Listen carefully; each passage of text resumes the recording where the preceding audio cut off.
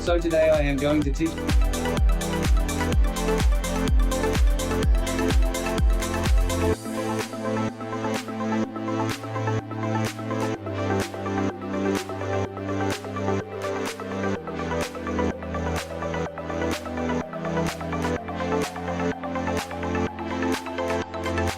So today I am going to teach you how to blur the background of a photo.